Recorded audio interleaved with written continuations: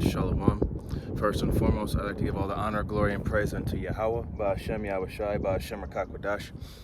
Double honors and respect to the elders and to the apostles of the Great Millstone. Peace and blessing to all Akim that are preaching and teaching this word with 100% truth and sincerity, and unto the men, women, and children that are listening and learning, and unto the Bayat Dabadah, the elect house of David that is scattered abroad. I give you my utmost and sincere salutations. Okay, Sunday evening camp coming at you to the spirit and power of Yahweh Ba'ashem Yahushai, and Lord willing to be edifying unto the flock. So we're going to go ahead and get started with the book of Matthew, chapter 22.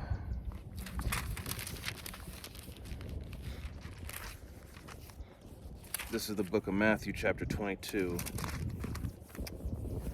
verse 14.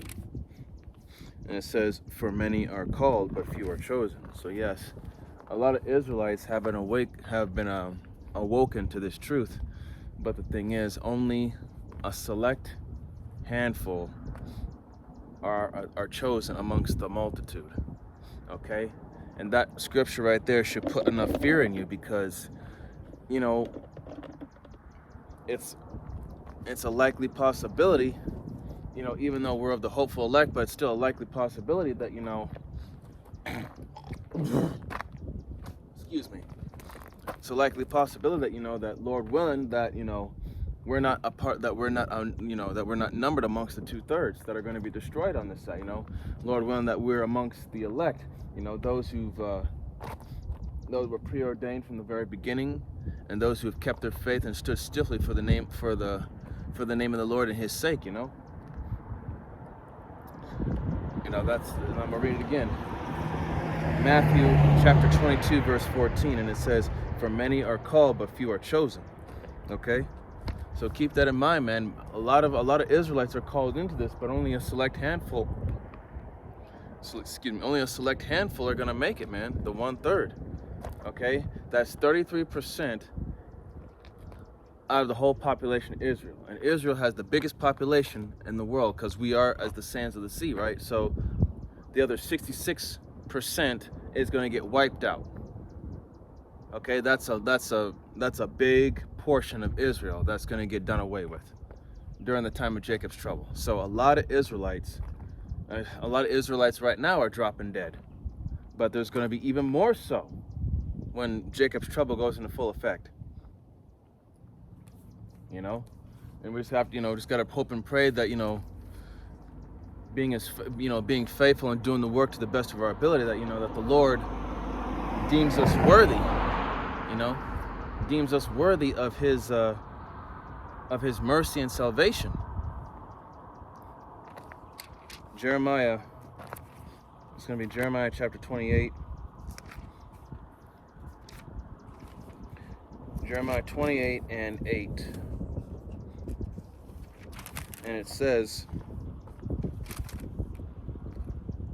"The prophets that have been before me and before thee of old prophesied against many countries, against great kingdoms, of war and of evil and of pestilence." Okay, so the prophets of old have stood against, many countries, against kingdoms, war, and of evil and of pestilence. Okay, so we prophesied against those that were, against those other nations that were in power. And we prophesied against those that did abominable things. And Lord willing, that we are the, as the scriptures say at Jeremiah 1 and 5, it said, "Before I formed thee in the womb, I knew thee, and I had ordained thee, and I have ordained thee, and to be a prophet to all the nations." If you were a prophet back then, you are a prophet again today in this time. Okay,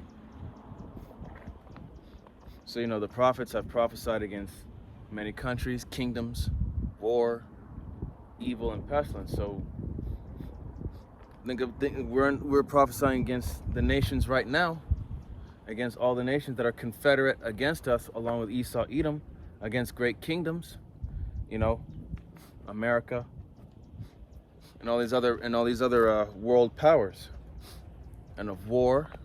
And war is going on right now.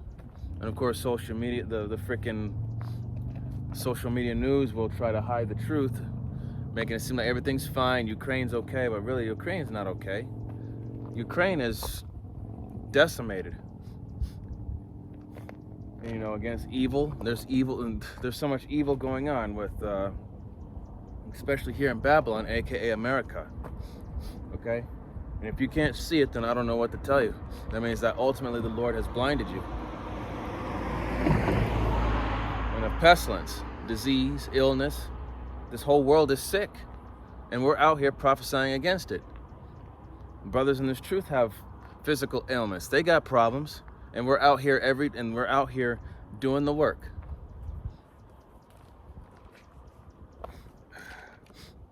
Okay, it's going to be Wisdom of Solomon, chapter 8.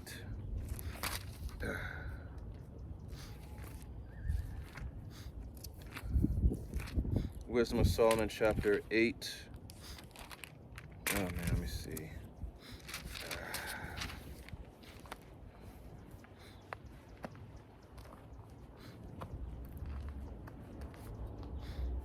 Chapter 8, I'm going to start at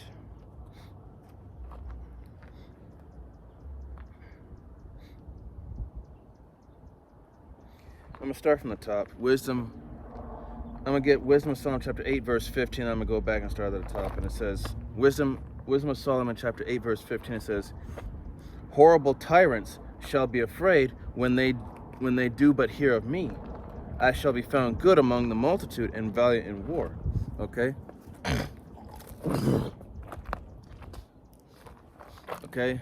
The name of the Lord is dreadful among the heathen, roughly paraphrasing. Okay?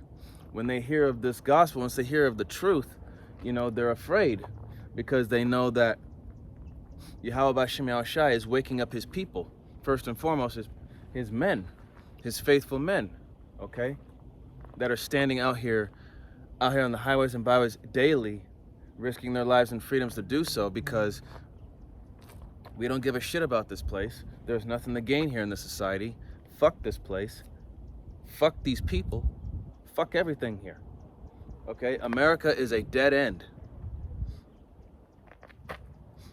There's nothing to gain here.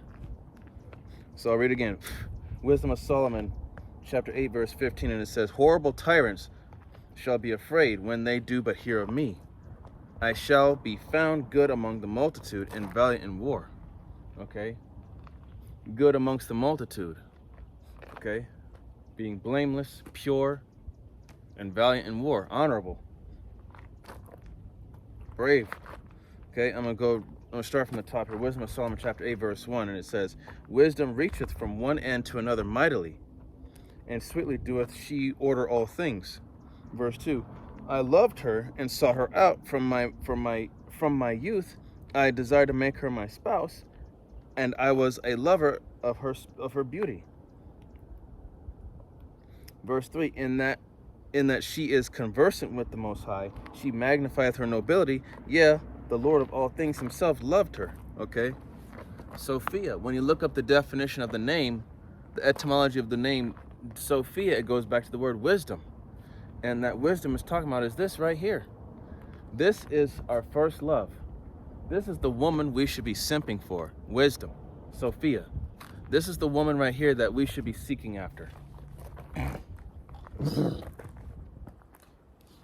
This right here is the true woman of beauty and of nobility and elegance here. Verse 4, for she is privy to the mysteries of the knowledge of the Most High, and a lover of his works. Verse 5, if riches be a possession to be desired in this life, what is richer than wisdom that worketh all things? Okay? You know, nothing is more precious than wisdom, man. You know, wisdom is what helps you through life, saves you out of certain situations, helps you get through certain things, helps you solve problems. Okay? We have to rely on wisdom, which comes out of this book. Okay? This book is the ultimate problem solver and the ultimate guide to life.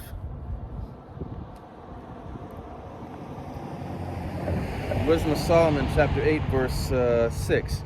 And if prudence work Who of all that are is a more cunning workman than she? None. Verse 7, and if a man love righteousness, her labors are virtues. For she teacheth temperance, which is self-control, prudence, wisdom, justice, righteousness, and fortitude. And fortitude is your moral strength, your morals, okay? Your what you stand for, what you believe in, your code of conduct, which are such things as men can have nothing more profitable in their life, okay?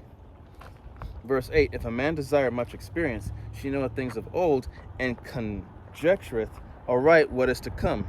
She knoweth the subtleties of speeches, and can expound dark sentences. She foreseeth signs and wonders, and the events of seasons and times. Okay, so this book is the ultimate guide to give you basically the cheat code to discern the signs and the times. Excuse me, my allergies.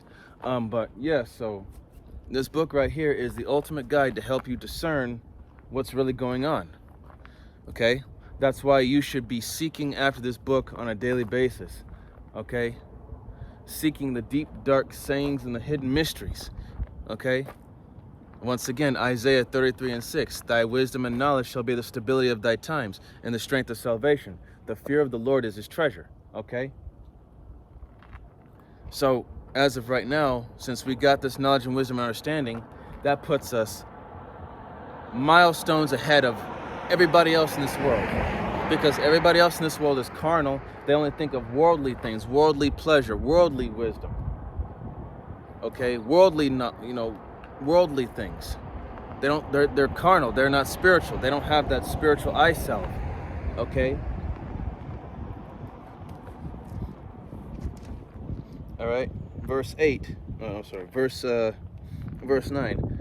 Wisdom of Solomon, chapter 8, verse 9, it says, Therefore I purposed to take her to me to live with me, knowing that she would be a counselor of good things and a comfort in cares of grief.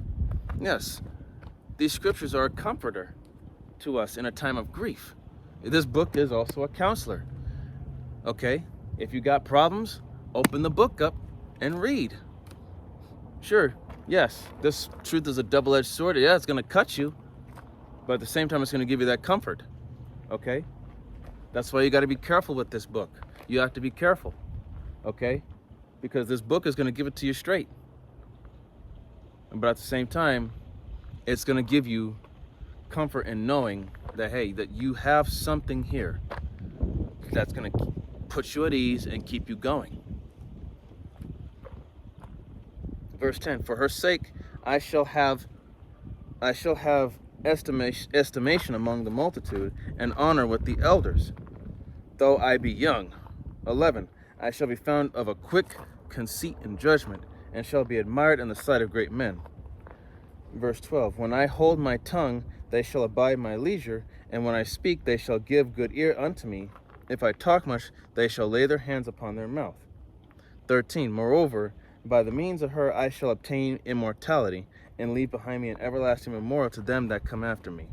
Okay, so through this book, okay, Solomon said, he said, verse 13, moreover, by the means of her I shall obtain immortality, and leave behind me an everlasting memorial to them that come after me. Okay, so Solomon, who was Yahushai through the reincarnation, and then he came as Yahushai through reincarnation, you know, he left an example for us to follow. And that example is, you know, the way of life. Roughly paraphrasing, I am the way, I am the light, I am the way. Yahushai is the way. We have to follow him. And no man can get to the Father but by him. So in order to get to the Father, you have to get to Yahushai.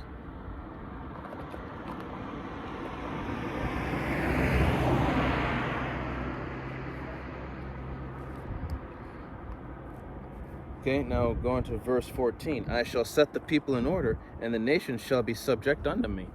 Okay, set the people in order. Okay, So when Yahushua comes back, he's going to set everything in order. The people, the nations are going to be subject unto him. Okay?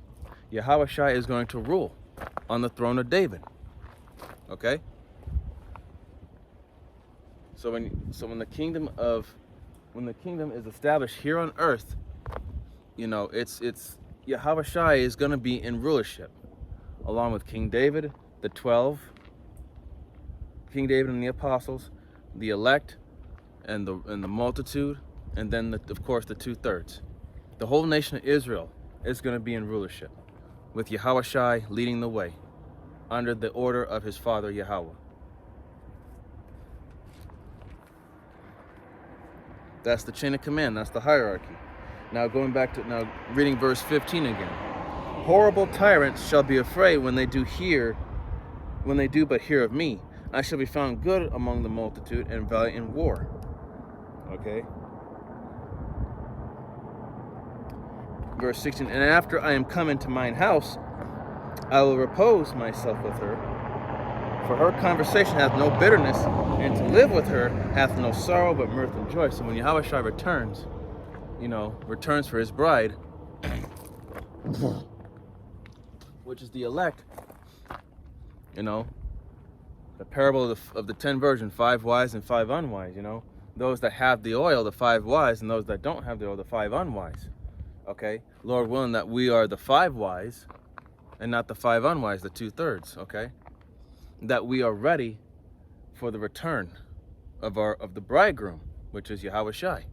Okay, being bid unto the marriage, being joined back with him, and being partakers of that eternal glory, rulership, and dominion with him.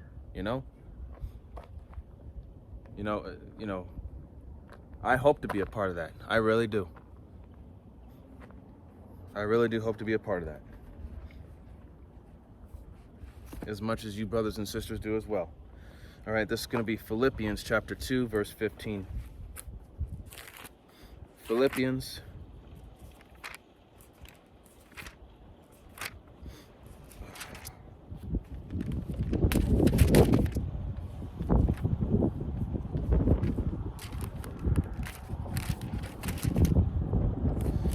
chapter 2, verse 15, it says, that ye may be blameless and harmless, the sons of Yahweh, without rebuke, in the midst of a crooked and perverse nation, among whom ye shine as lights in the world. Okay? So we have to lead by example in the midst of a crooked and perverse nation. Okay? We have to do what's right in the sight of these wicked ass, abominable people, this abominable multitude. Because, roughly paraphrased, woe unto them that call evil good, and that call good evil and evil good. You doing the right thing, they call you evil. They say you're a demon, or you're bad, or you're a piece of shit, you're a monster, or you're hateful, you're racist. So, whatever. Call me what you want. I don't care.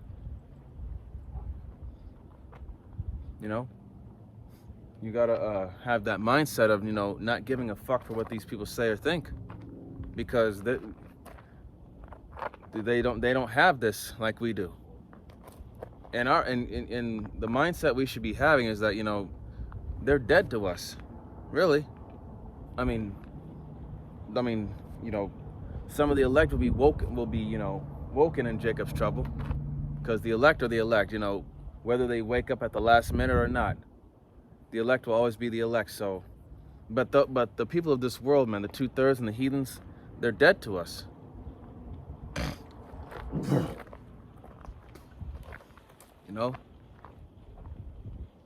We don't care, what they say or think or feel, or even if they threaten us. It's like, whatever. We don't care. Verse 16, holding forth the word of life, that I may rejoice in the day of Hamashiach, that I have not run in vain, neither labored in vain. So this truth, being in this truth, it's like a race, man. You're doing this to get to that finish line. You have to endure, because it's a long run, yes, but at the end, if you endure to the end, the same shall be saved, roughly paraphrasing. So Keep running, keep laboring, keep going for Yahweh B'Shem Yahushai. You know, that you may finish, you know, past that finish line and not quit. You know, as the scriptures say, roughly paraphrasing, if you faint in the day of adversity, thy strength is small. So basically, if you give up in the midst of, in the midst of that furnace of adversity, of affliction, you're showing the Lord that you're just weak. Do you want the Lord to see you as a weakling? What does the scripture say? Endure thou hardness as a good soldier for Hamashiach. Okay, endure the hardness, endure the hardship. Okay, you can't get emotional. You gotta toughen up, man. This is not the time to be a little whine ass. This is not the time to be. This is not the time to be, bitching and complaining, pissing and moaning. You gotta toughen up and do what needs to be done. Whether you like it or not, accept it or not, believe it or not, you gotta do it. Yahweh B'Shem Yahushai is looking for warriors, men. Okay? He's not looking for little pansy asses. All right, let's see. I'm gonna go up to verse 12 here. Philippians 2:12. Wherefore, my beloved, as ye have always obeyed, not as in my presence only, but now much more in my absence, work out your own salvation with fear and trembling. So, not only did we obey in his presence back then, but in this time when he's not around, in his absence, we have to work out our own salvation with fear and trembling. So, we have to work that much harder now. Okay? If we really want it, we have to earn it. Do it as best as you can. Don't slack off. Don't make excuses. You have to push. Yeah, it's hard, but that's part of the affliction, man. That's part of being vexed, and that's why you have to. Let me get the script. Before I get it, let me get verse 13 here. For it is the Most High which worketh in you both to will and to do of his good pleasure. Okay? See, how about B'Shem Yahushai is the one that works it in you to do his good pleasure, the good things. Okay? By his will and his will alone. All right? This is going to be the book of Tobit in the Apocrypha. Let's see, Tobit. Tobit chapter 12, verse 8, and it says, okay,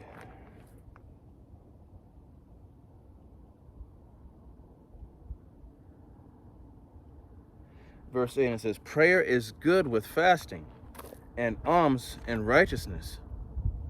A little with righteousness is better than much with unrighteousness. It is better to give alms than to lay up gold. Okay? So prayer is good with fasting, okay? Afflict your soul with fasting, Don't eat or drink for however long and pray. Pray that the Lord strengthens your spirit, to discipline yourself. I'm speaking to myself first and foremost, which I need to do more often. All right? And alms, charity. Charity, giving to the poor and needy. Helping those who are in need. And as the scriptures say, giving alms covers a multitude of sins. Okay? So, it shows that you have a good heart, that you're willing to not be self-centered and let somebody suffer. Okay, this is and it says here, a little with righteousness is better than much with unrighteousness. It is better to give alms than to lay up gold. So, a little bit of doing the right thing is better than doing a multitude of great revenues without right, doing a whole bunch of abominable things. A little bit of good is better than a whole handful of evil, you know? Just one little good act is better, is better than a bunch of evil things, evil acts. And better to give alms, to give charity, than to lay up gold, which means to store up riches, okay? Yeah, okay, like, you store up all these riches, but, what if there's someone who could, be in need? Someone you could help out, someone whose life you could save, someone you could help feed, And the Lord is of tender mercy, and if you show mercy to others, the Lord will show mercy to you. Okay?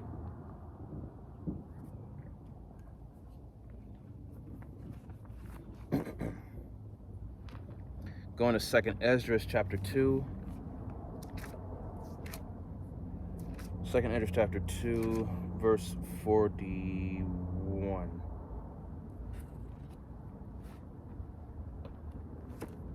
Yep.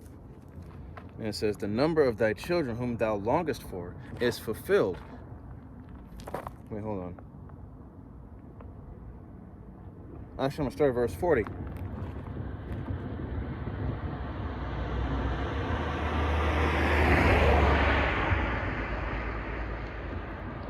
Actually, I'm going to start at verse 38, sorry. 2nd Esdras chapter 2, verse 38, and it says, arise up and stand, behold the number of those that be sealed in the feast of the Lord. 39, which are departed from the shadow of the world, and have received the glorious garments of the Lord. Verse 40, take thy number, O Zion, and shut up those of thine that are clothed in white, which have fulfilled the law of the Lord. Talking about the elect, and Lord willing that we are a part of that. Verse 41, the number of thy children whom thou longest for is fulfilled. Beseech the power of the Lord, that thy people which have been called from the beginning may be hallowed. Maybe made sacred, holy, separate from everything else. Okay? Called from the beginning, which means that the elect were chosen from the very beginning, before the foundations of the world, man. They were already preordained. It's set in stone, whoever they are, whoever the elect are, they were already predestinated to make it. Okay? Verse 42, I, Esdras, saw upon the Mount Zion a great people, whom I could not number, and they all praised the Lord with songs. 43, and in the midst of them there was a young man of high stature, taller than all the rest, and upon every one of their heads he set crowns, and was more exalted, which I marveled at greatly. Talking about Yahushai. Verse 44, so I asked the angel and said, Sir, what are these? And he answered and said unto me, these be they that have put off the mortal clothing and put on the immortal clothing, and have confessed the name of the power. Now they are crowned and received palms. Receiving palms meaning, you received that victory. Okay? You've overcome the world,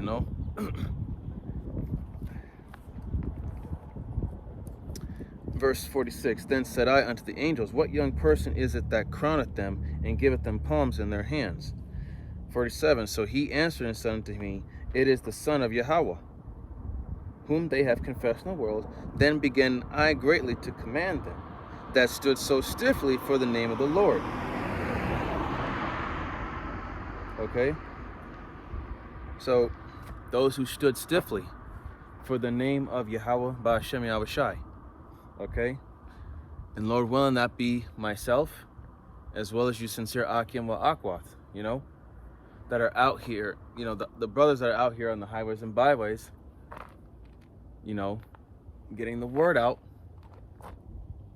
as well as you few sisters that are in the truth, Lord willing that you are part of the elect and you make it. So yeah, in the midst of a crooked and perverse nation, this truth is what sets us apart from sets us apart from, you know, the rest of these people, even from the 2/3. Yes, they are Israelites, but since they chose the world, you know, they're just like everybody else. Okay. They chose to, they turned their backs on Yahweh B'Shem Yahweh Shai. Okay. They turned their backs on him. Okay. They chose not to obey. They chose to lean upon their own understanding. They chose to do whatever they want. So, you know, they got to pay for that. Horrible, you know, die horrible deaths. Whether it be by the sword, Esau, Edom's military,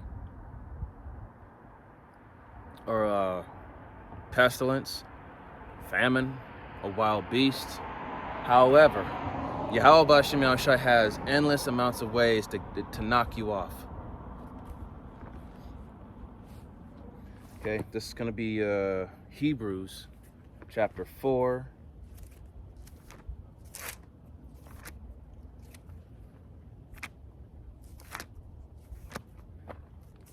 Hebrews chapter 4, verse 11.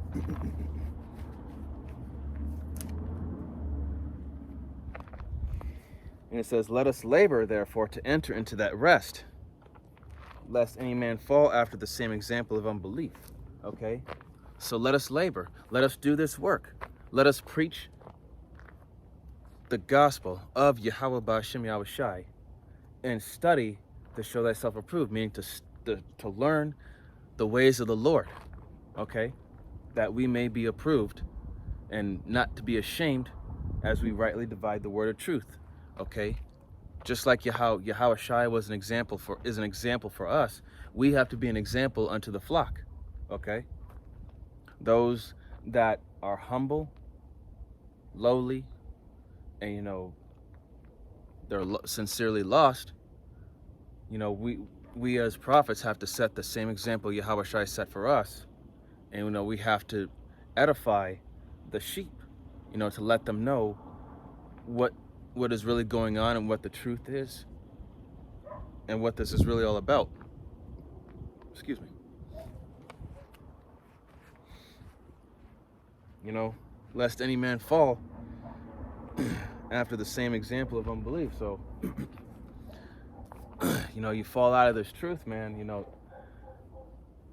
that's basically you just saying fuck it. This ain't, just saying that this ain't for you. You know, that's like you're turning your back on the Lord after he woke you up to give you the chance, this grace period, to get it right. But you just said, fuck it. Hell no. I don't want to do this. You know, those are those people that those are the ones that whose strength is small, that they faint in the midst of adversity. Okay?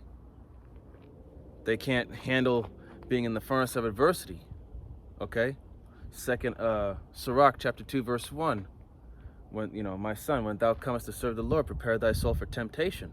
Okay? When you're in this, you're gonna go through some things. Okay? This is something that's not going to be easy. Okay? Being in this truth is a test itself. Okay? Yahweh B'Shem Yahweh Shai is testing you on a daily basis, whether you think of it or not, believe it or not, see it or not. Okay? Yahweh B'Shem Yahweh Shai is testing you every single day. Okay, this is life itself is a test, and that's what Yahweh B'Shem Yahweh Shai is putting us through. Okay? To see if we have not only the endurance and the strength and the fortitude, but the wisdom to walk accordingly,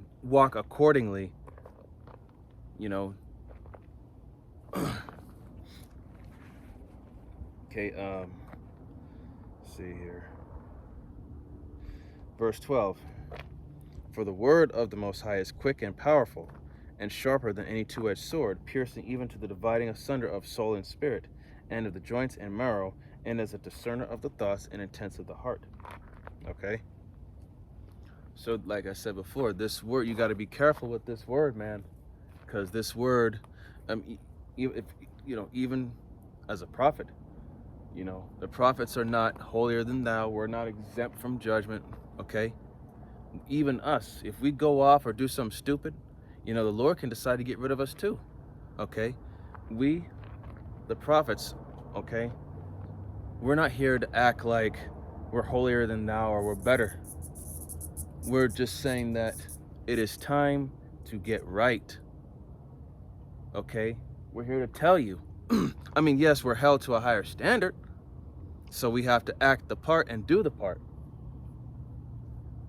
But, I guess in a sense what we are better because Yahweh Shem Yahshai chose to wake us up over anybody else out of our family. I guess you could say that we're more valuable in the eyes of the Lord than the other people that he didn't choose to, wake up. So, as a prophet, even if you're leading by example, you yourself have to practice what you preach, and you have to, you have to be on your P's and Q's, man, and you got to be able to catch yourself slipping. All right, let's see. And yes, this word, it cuts you. It cuts down to the bone and marrow and into the spirit, man. And it's a discerner of thoughts, which means that, a discerner of thoughts, meaning, it can discern and understand and tell whether or not you are sincere or not. It can tell whether you're fucking up or not. It can tell you where you're going right and where you're going wrong. And trust me, the truth hurts. It's supposed to hurt. It's not supposed to be comfortable. It's not supposed to make you feel good. Okay? And as men of the Lord, we understand that, we too are, subject to the flesh, which means that, that means, it's a constant battle to where we have to resist our flesh and master ourselves. Okay? We have to master our bodies, our minds, and do the best of our ability to maintain and try to obtain, absolute self-control, And I'm speaking of myself first and foremost. Discipline is super important being in this truth. It is a very important thing. All right.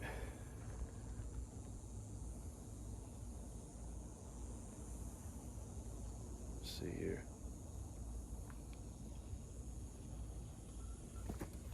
This is going to be the book of 1 Timothy. 1 Timothy chapter 4, verse 12. And it says,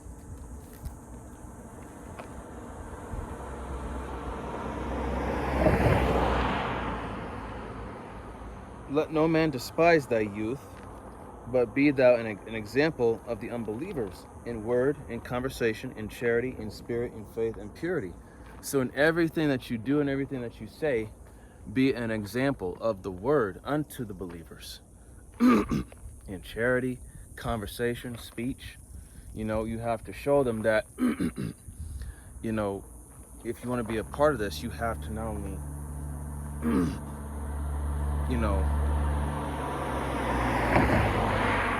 you have to study and apply the scriptures to your daily lives, okay?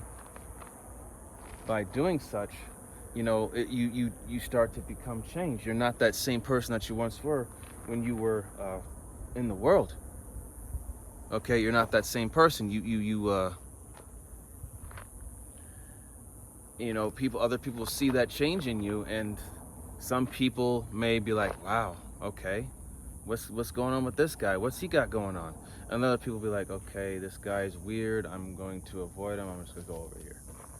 But you know, the majority, of course, are going to avoid you, talk shit, but that's part of the affliction, okay?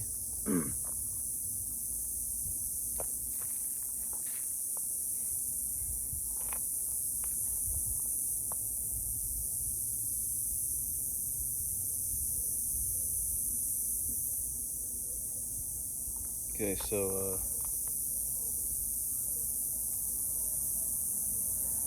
verse 13, and it says, "Till I come, give attendance to reading, to exhortation, and to doctrine."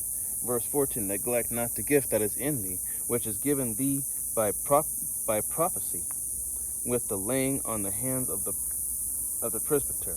Okay. Verse 15, "Meditate upon these things, give thyself wholly to them, that thy profiting may appear to all." Okay, so give attendance to this truth, to reading, studying, and preaching the doctrine of Yahweh Ba'ashem Yahushai. And don't neglect the gift that was given unto you. Okay? Yahweh Ba'ashem Yahushai gave us the gift to prophesy. He gave us this gift. If you really think about it, this is the greatest gift you could ever have. To prophesy the truth, the hidden secrets, the deep, dark sayings, and the mysteries. This is a gift that the majority of the world does not even know about and doesn't even have. Okay? This gift is for those that were called into this, the initiates. And hopefully, Lord willing, that we are amongst the elect. Okay? And, you know, meditate upon them wholly, you know. Your mind should be constantly thinking about the scriptures, man. I know that, you know, they're, you know, being in this feeble flesh, you know, we got other things going on in our day-to-day lives. You know, we're thinking about this, thinking about that, but, you know, it's, you know, you have to keep in mind that, you know, this is part of being in this feeble flesh. This fleshly body, this meat suit, this is a prison. It really is. It's a prison. Why? Because it was purposely made and designed to go off. And as for us, it's, you know, the Yahweh Ba'ashem Yahushai has put the ball in our court to see if we can master our flesh and focus our minds solely upon Him. Okay? Like I said, only the elect can do it. Okay?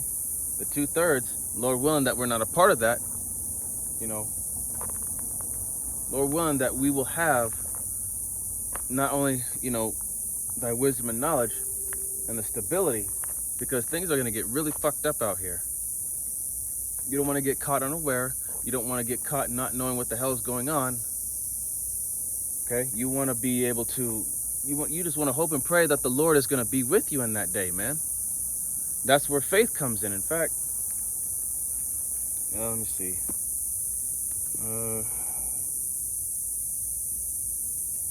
Let me get verse 16 here before I get that one script. 1 Timothy 4:16. "Take heed unto thyself and unto the doctrine. Continue in them, for in doing this thou shalt both save thyself and them that hear thee." So, if you continue in this, take heed, and for in doing so, you shall save both yourself and those that hear you. Okay? And if they don't want to listen, you know, the blood is off your hands, even though you gave them the warning. But if they don't want to listen, the blood is off your hands. They have to take accountability because they chose not to take heed. All right, this is Hebrews 11:1. Okay, and it says, "Now faith is the substance of things hoped for, the evidence of things not seen." Okay, so, and that's what it all boils down to. This truth is all about faith, man. And sure, people will call us, you know, blind, stupid, delusional, or mentally ill, but they don't understand that faith is the substance of things hoped for. Okay, the evidence of things not seen. Okay, you have to have, in these times that are coming, man, you're going to have more faith and then some than you ever thought possible. Because Yahweh Hashem Ashai is going to really put us through that furnace of adversity. He's going to really turn up the heat. He's going to really see how much of it you can take. And then the whole point of it is to keep your faith and not break or fold, man. That's the whole point of all this.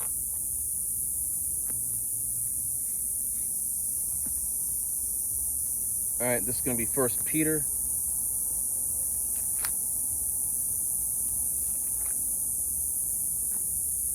First Peter chapter 2, verse 21.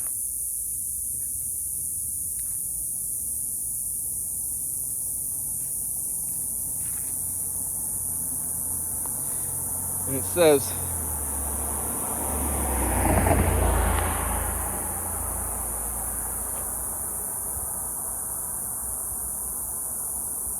verse 21 says, "For even hereunto were ye called, because Hamashiach also suffered for us, leaving us an example, that ye should follow his steps."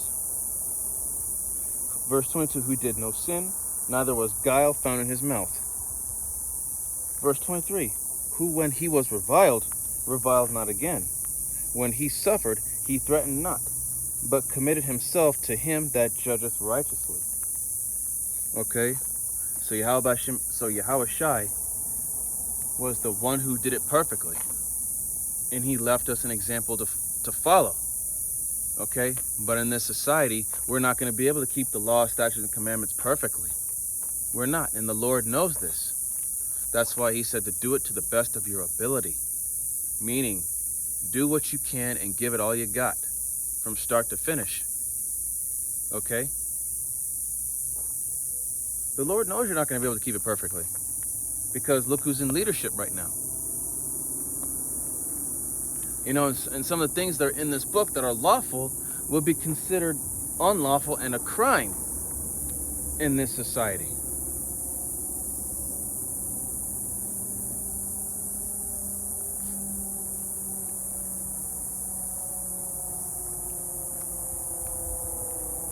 Okay, like I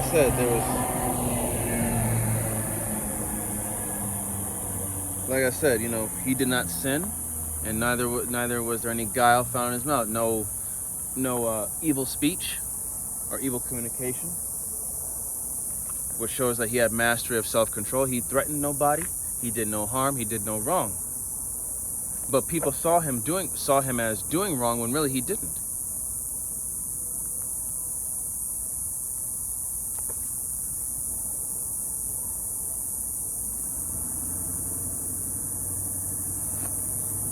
Okay, this is going to be the book of James.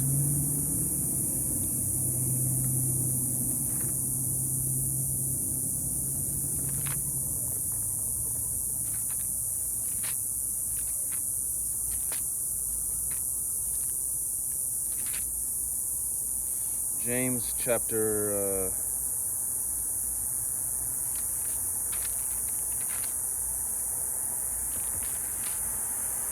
chapter 5. James chapter 5, verse 10. And it says, "Take, my brethren, the prophets who have spoken in the name of the Lord for an example of suffering, affliction, and of patience." So, what Yahweh Shai went through, like I said, that was an example to follow. We're going through it, okay? We're being mocked and scoffed daily. People are trying to reprove us of what is right. You know, you got people that are looking at certain prophets, looking at certain brothers and sisters and saying, well, you did this. You know, you got people looking up your history and saying, what makes you think that you have the right to judge when you've done this? You know, you're going to have that. You know, the thing is that people don't realize, but, you know, that's the problem with these people here in Babylon, aka America. They're so damn prideful that they think that they can't do no wrong, when they've been doing wrong the whole time. It's just that we've been just trying to do the best of our ability to correct ourselves and get right. Yet these people, they think they've been right. That's why, you know, the scriptures say that we are sick and in need of a physician. Okay? This book right here is the physician, and we are sick.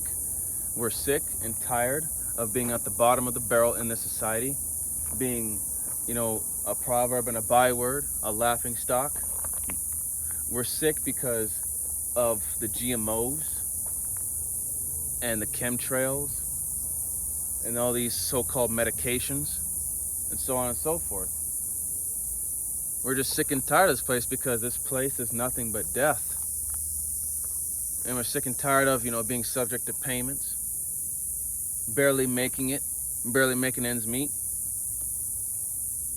We're tired of, we're just tired of being underneath all these other nations, especially Esau, Edom. We're tired. We're tired of all the bullshit.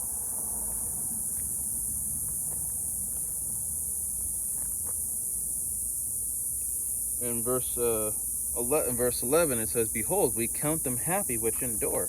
Ye have heard of the patience of Job, and have seen the end of the Lord, that the Lord is very pitiful and of tender mercy." So you all know the story of Job. Lost his family, his house, everything, and went through absolute hell, but he kept his faith. Okay? And, Job is the ultimate example of what we're about to go through. He really is.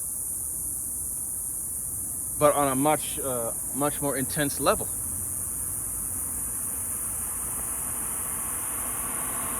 Okay? Read the book of Job. His story, his life, and what he went through, and at the end, he gained much more. Okay? In fact, let me... Before I get this, let me finish verse 12 here. It says, "But above all things, my brethren, swear not, neither by heaven, neither by the earth, neither by any other oath, but let your yea be yea, and your nay be nay, lest ye fall into condemnation." So, let your yea be yea, and your nay be nay. Yes and no. Okay? Let it be known. Yes or no. Okay?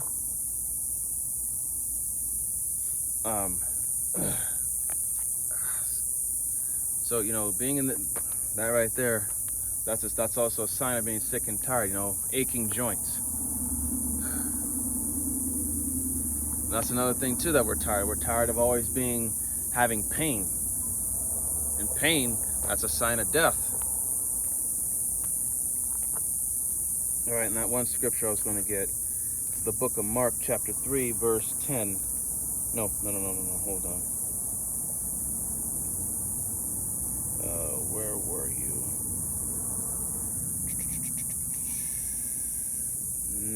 Where is it? Not Mark 10, but... Oh, wait, hold on.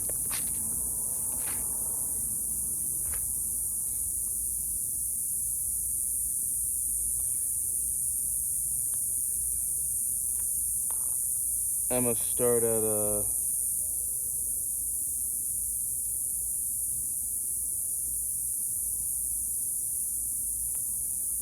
Let's start at verse 27. Mark chapter 10, verse 27, and it says, "And Yahushua, looking upon them, saith, With men it is impossible, but not with the Most High. For with the Most High all things are possible." Verse 28, "Then Peter began to say unto him, Lo, we have left all, and have followed thee." Okay? Okay? Peter and the other disciples, they have left everything to follow him.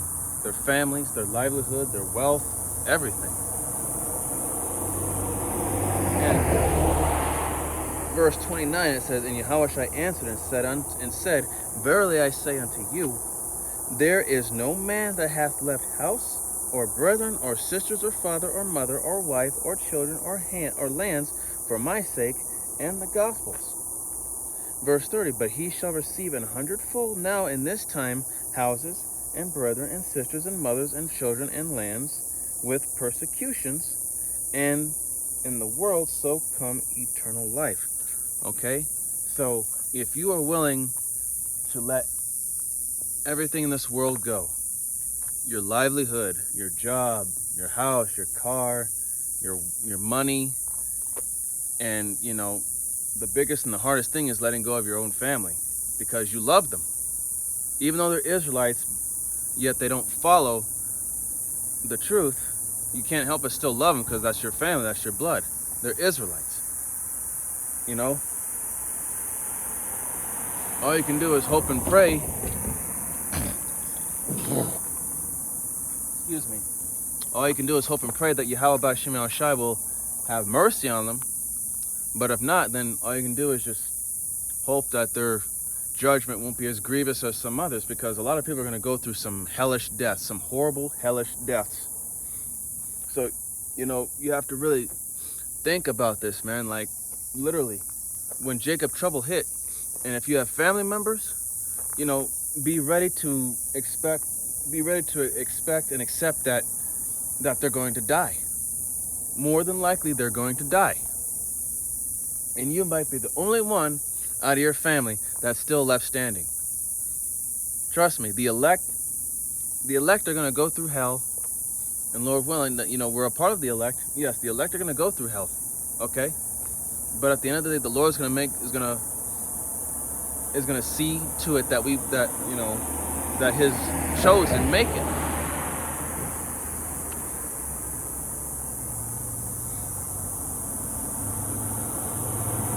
So, you know, you're going to lose family, friends, acquaintances, co-workers, etc. You're going to lose a lot. Everything. Your life too.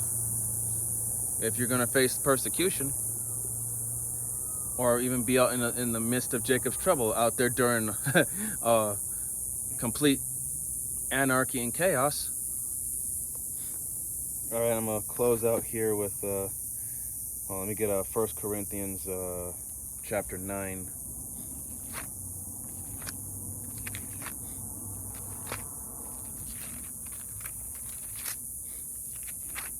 First Corinthians 9 and 5. And it says, oh, Salakia. Okay. First Corinthians 9 and 5. Have we not power to lead about a sister, a wife, as well as other apostles, and as the brethren of the Lord and Cephas? So, have we not the ability to lead others? Yes, the prophets are not only those who set the example, but we are also leaders. As Israelites, not only are we prophets, but we're everything. Okay? But yes, we are to be leaders unto the believers. Okay? As Israelite men, especially Israelite men, we are to be leaders. Okay? So yeah, it's getting a little dark, but I'm gonna close out here real soon. Alright, so as Israelite men, we are to be leaders. Okay? Just like how Yahweh Shai was a leader unto the disciples, because they followed him. And they kept their faith.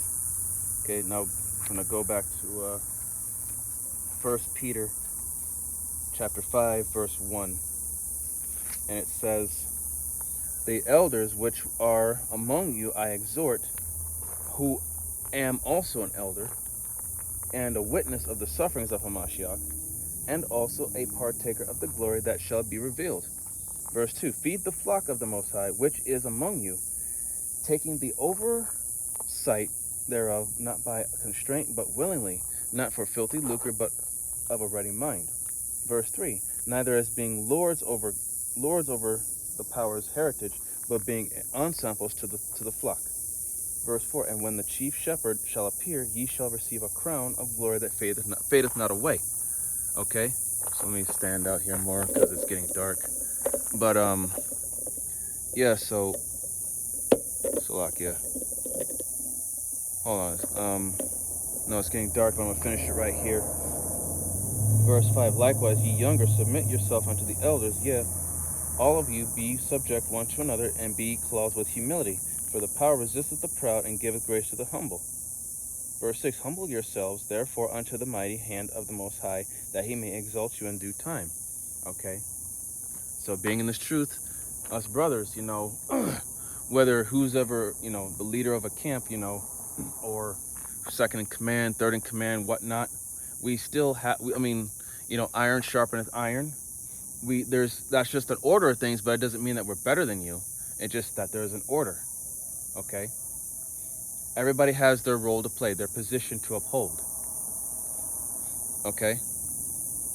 And, you know, humble yourselves and the Lord will exalt you in due time. Everybody's going to get their moment to shine. Okay? That's just how it is. All right? And it's getting dark, and I know that my face is kind of darkening in the camera here. So I'm going to give all honor, glory, and praise unto Yahweh, Bahashem, Yahweh Shai, Bahashem, Rakak Wadash. Okay? Double honors and respect to the elders and to the apostles of the Great Millstone. Peace and blessing to all Akim that are preaching and teaching this word with 100% truth and sincerity. And unto the men, women, and children that are listening and learning. And unto the Bayat Dabada, the elect house of David that is scattered abroad. I give you my utmost and sincere salutations, okay? See you on the next lesson, Lord willing. Kwam Yasharala, Wa Abababal, Shalawam, Barakatham.